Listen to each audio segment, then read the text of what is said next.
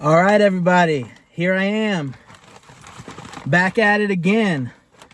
You already know we had to do it. I'm trying to get back posting the videos, and so we had to do everything new and limited that they've had at Taco Bell. So this is going to be the majority of the Luxe value menu.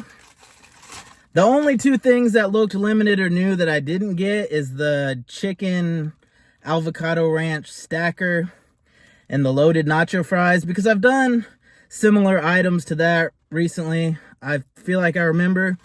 So scroll back through my videos if you want to see that or similar items. But those are the ones that no one cares about, that aren't important. We got all the good ones. We got all the cool stuff.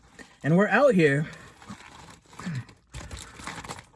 So here we go. This is the street chalupas. It's got crusted on cheese on the outside there. These are kind of small, kind of like little couple bite, little mini ones. Looks like it's got a pico de gallo. It's got the slow roasted cantina chicken, 3 cheese blend. I think bacon as well. I guess this is the chicken bacon ranch street chalupa. And then it's got the ranch avocado sauce. So hopefully that's an okay view for you there.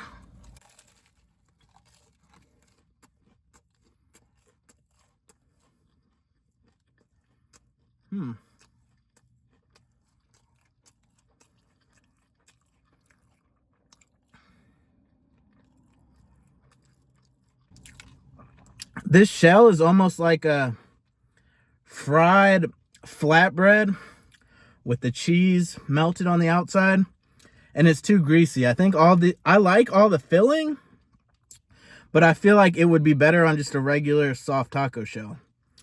The bacon and the chicken together is a nice meaty flavor. The bacon gives it a nice pop. That pico on top kind of adds some freshness. But the shell is making it lose significant points because it's just too greasy and it's too thick, and it's like, that's kind of the main thing you taste.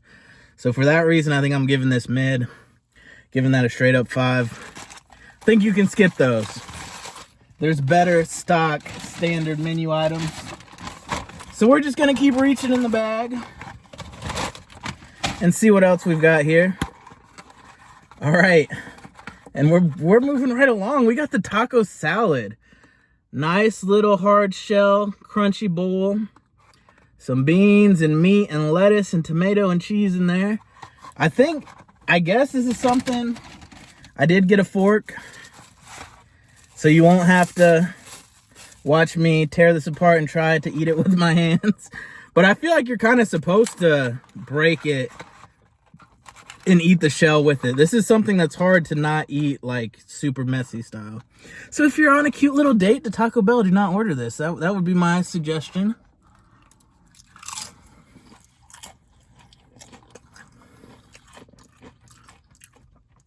Off gate, I kind of like that better than those street chalupas. That's kind of good. Nice crispy crunch on the shell there.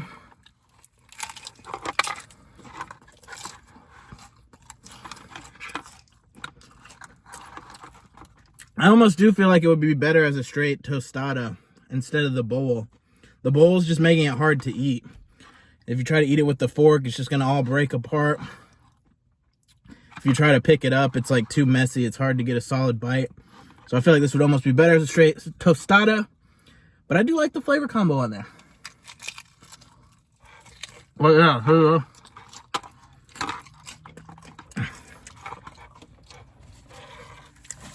I think this is going to lose points just for being difficult to eat. There's meat and beans. There's more beans on the bottom.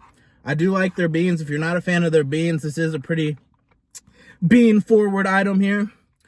I like it though. I think I'd give it a point over mid. I'd give this a 6.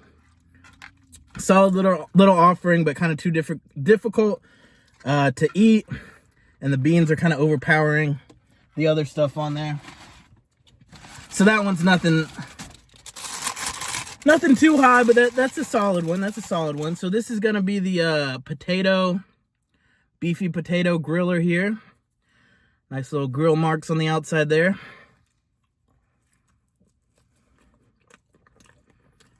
Oh yeah. That's the best so far. It's got those potato wedges with their classic beef, sour cream, cheese.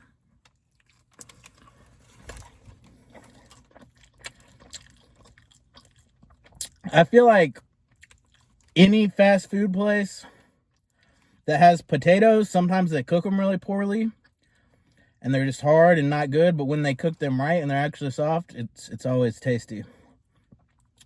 And this one, I feel like they cooked it right. This one, they did me right.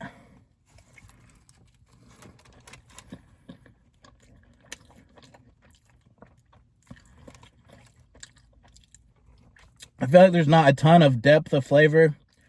You're mainly getting the beef and then kind of some softness, some variation in the texture from the potatoes. I think I'd give this at least a 7 though. This is the highest mark so far. All right, we've got 2 items left here. And we're gonna move right along to the Supreme nachos. Oh.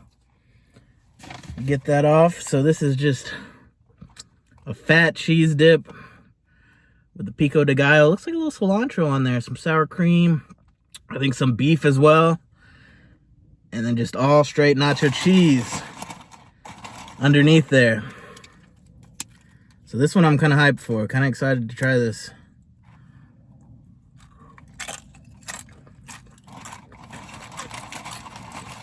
It's got the beef and the beans on there. I don't know. I like the straight nachos and cheese sauce. Man, it actually is looking like it's mainly, as I spill it all over the floor trying to show it, it looks like it's mainly beans all on the bottom, and then there's just a thinner layer of the nacho cheese. I definitely was expecting and wanting this to be mainly the nacho cheese with just some nice extra topping. So it's losing points for that. There's not enough of the nacho cheese. It's mainly a bean base on the bottom there. So I gotta say, I would almost rather take the just straight nacho cheese dipping sauce with some chips, because their nacho cheese is delicious as it is.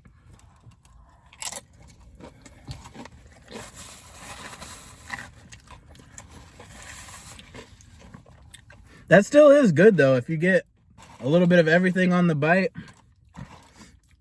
that does have a nice flavor to it. I still think I would take that last one, the potato one, as my top item so far, but I might give this a 7 as well. I feel like this is some solid flavors there.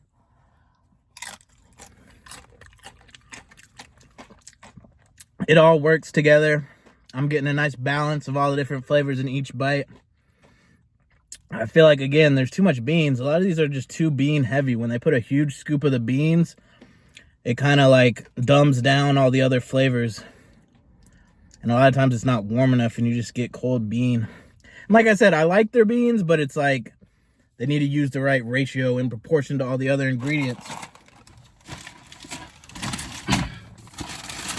So anyways, that one's still solid though.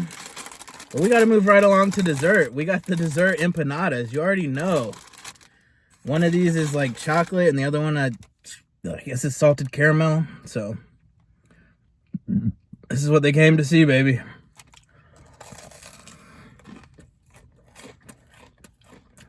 Oh yeah.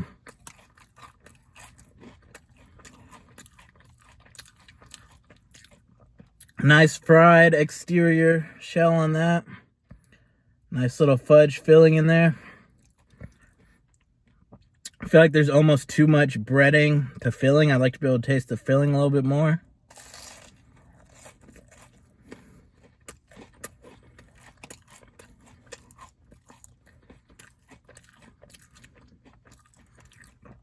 But that's got a really nice fudgy flavor on that filling there. I think I might give this as high as an 8 on the dessert scale. The flavor of that filling is really on point. All right, so here's the salted caramel.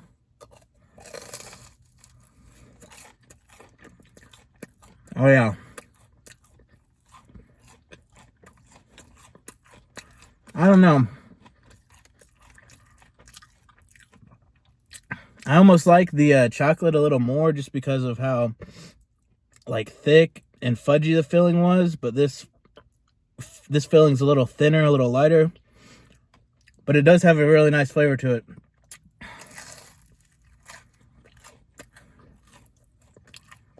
But again, I feel like the actual shell on both of them, it's not super greasy, but it's like a little too much, and it's just too like kind of like stale and chewy. Not chewy in like a positive way, but in a kind of like it doesn't taste stale, but that's like you know, it's just kind of hard. It's not like a soft fresh batter or anything. It's kind of hard and like overly chewy, kind of limp. That's the best words I can describe it. I'll give this one less. I might give this one as like a 6 or something. I think I probably overrated the other one just because that fudge on the inside was good to me. That one's probably only like a 6 or 7. But yeah, that's the items at Taco Bell right now, guys. So we back out here. We doing it, eating at Taco Bell, you know, sitting out here in the vehicle, chilling, you know what I'm saying? So yeah, thanks for watching, everybody. Appreciate it. Would encourage you to subscribe to the channel if you like this type of stuff and want to see more videos. Leave a like on the video if you liked it, you know, all that stuff. So yeah, shout out to everybody. Peace.